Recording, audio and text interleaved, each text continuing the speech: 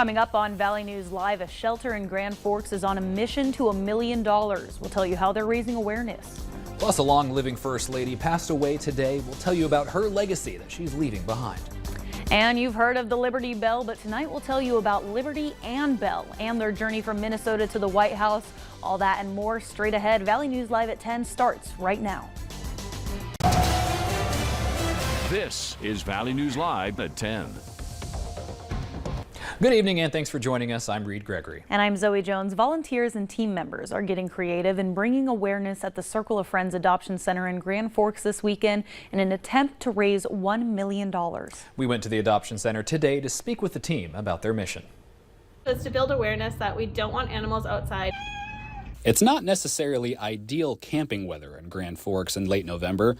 However, those from the Circle of Friends Adoption Center say they're out camping for a good cause. Build awareness about our shelter and our programs, wanting to keep those going, and also on a nationwide basis, the programs and wanting to keep shelters open. It's called the $1 million lock-in, and those involved say that's a very specific number that helps showcase what many shelters need to keep their services operable. That is what shelters need to keep going. The no-kill part is a big part of this, is that it's a very expensive thing, and we are a no-kill shelter, and that has a lot of expenses with it. And so far, they say things are going well. A lot of people stopped by, hundreds of people have stopped by, dropped off things, and we're hoping that we can continue to have great conversations with grant funders and different businesses who want to be involved. While the main goal was to bring awareness, it also doubles as a great time to help some animals find their forever home. We are very open adoptions here, so we try to make as few barriers to adoption as possible, and we truly believe in the good in people and that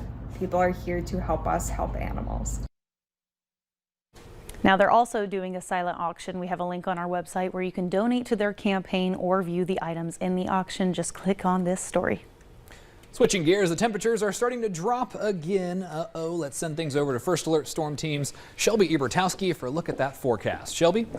Well, Zoe and Reed, you said it. We do have a cold front arriving tomorrow, but right now we're still enjoying those 40s and 50s for most of us. Taking a look down at the Dakota Magic Skycam, we did have a breezier afternoon today. Some areas saw gusts up to 23 miles an hour. But for currents here in Fargo, we do have our winds still slightly calmer out of the southeast at 14 miles an hour with our temperature at 49 degrees. Feels like 46 over in Moorhead, just a few miles to the east of us. We do have our wind speeds, though, still on the calmer side. Like I said, still having some gusts up to 18 miles an hour over in Fergus Falls.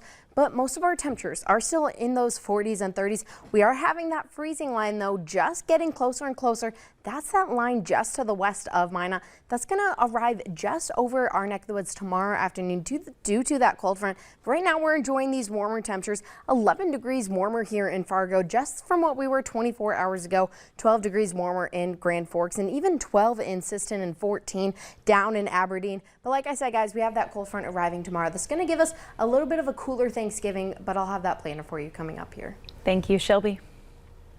New tonight, a pedestrian was hit by a vehicle in a hit and run on Sunday evening in Mahnomen County. Officials say the accident occurred around 8:30 p.m. on Highway 59 and Highway 113 outside of Waubun, Minnesota. We're tracking updates currently, but as of now, there's no word on the current condition of the suspect or if the driver has been located. This is a developing story, and we'll be sure to continue and bring any updates as they become available. Also new tonight, 3 minors are left with non-life-threatening injuries after one minor crashed a vehicle in Lidgerwood. According to officials, at 12:10 a.m. this morning, a 2005 Pontiac was south on Richland County Road 17. The car was being driven by a 13-year-old female from Lidgerwood. The vehicle left the roadway to the right and entered a field. The car then continued south through that field and vaulted when it struck the embankment. The car came to a final rest in that same field. There were 2 other occupants in the vehicle, both 13-year-old females of Lidgerwood. None of the occupants were belted, and they suffered non-life-threatening injuries. The North Dakota Highway Patrol says they have identified the driver who was involved in that fatal crash yesterday in Wells County.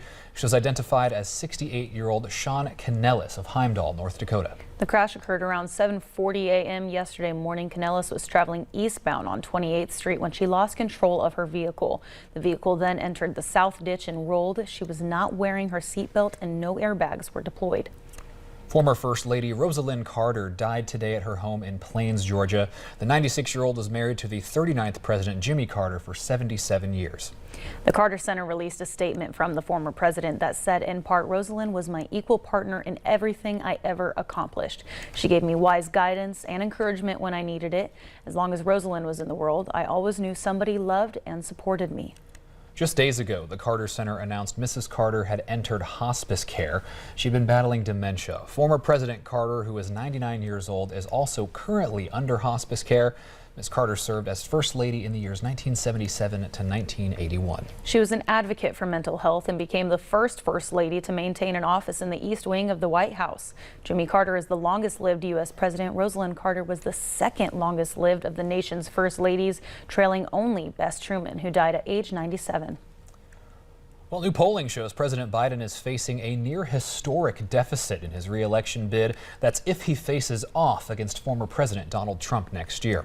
A recent CNN analysis of multiple polls showed Trump leading Biden between 2 and 4 points. That's among likely voters. Those figures differ from the usual trend when incumbents at this point in their presidency have an average led their eventual challengers by more than 10 points. The only incumbent who trailed nearly a year out from Election Day was Trump himself. He trailed then candidate Biden by about 10 points in November of 2019. The U.S. and Qatar have given upbeat assessments on talks to release hostages that have been kidnapped by Hamas.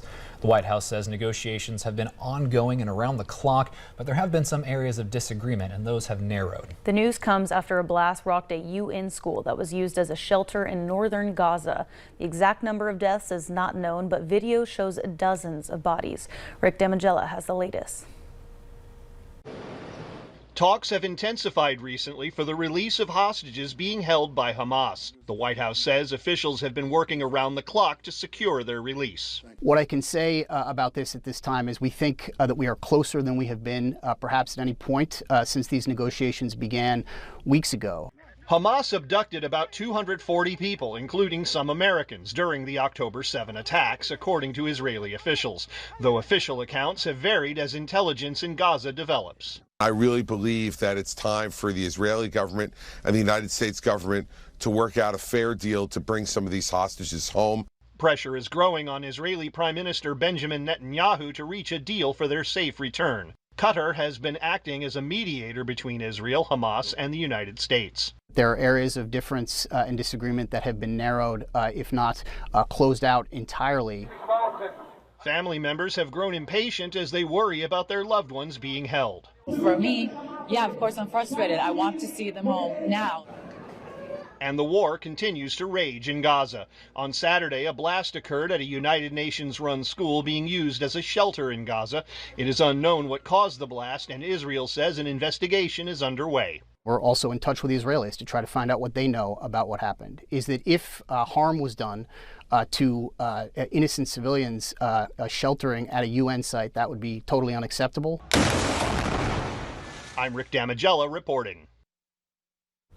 To stay in the loop with all the news you need, be sure to download the VNL News app. You can get push alerts, updates to stories, and much more. You can download and use it for free. Just search VNL News in the App Store today. North Dakota Governor and Republican presidential candidate Doug Burgum says he's, quote, close to walking again. This comes nearly 3 months after he sustained an Achilles tendon rupture. That was ahead of the first GOP debate back in August. In a video posted on the social media platform X, Burgum can be seen using his scooter at the beginning and then saying that he is now using his walking boot a little more frequently. He's even had a few days without the boot, he says. He said in the video he's grateful for everyone who has shared their shared concern. And 2 special turkeys from Minnesota are living the high life as they prepare for their pardon at the White House tomorrow. Meet Liberty and Belle making their debut today. They were hatched back in July and raised in Wilmer, Minnesota, and will be spared from the Thanksgiving table this year. On Monday, President Biden will officially pardon Liberty and Belle. This is a tradition that was first started by President Truman all the way back in 1947. The rumor is that Liberty and Belle are actually enjoying all of the celebrity attention they're getting at the Willard Hotel ahead of their big day. They've been staying in luxury accommodations and, quote, listening to their favorite Taylor Swift and Prince songs. After their day in the spotlight, Liberty and Belle will live out the rest of their lives at the University of Minnesota. Of note, Minnesota actually leads the nation in turkey production, producing more than 40 million birds annually and providing more than 26,000 jobs. All right, stick with us. Later on Valley News Live at 10, holiday travel is officially underway for many. We'll have the latest on gas prices after the break. And we're already starting to see some rain showers finally making its way through our neck of the woods. Some light to moderate rainfall near Jamestown, all associated with a low pressure system. But we do have a cold front arriving tomorrow that's bringing some cooler temperatures. Now we're going to have a mild day tomorrow morning, but much cooler temperatures for your Thanksgiving. But don't go anywhere because I'll have your forecast planner coming up next.